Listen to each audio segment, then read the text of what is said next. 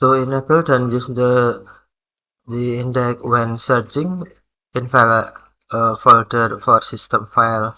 In File Explorer, Windows 11 Home, open File Explorer, and then tap shimmer or three-dot icon.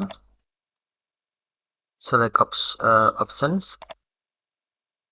Next, select search, and then on how to search, check don't use the index when searching in file folders for system files.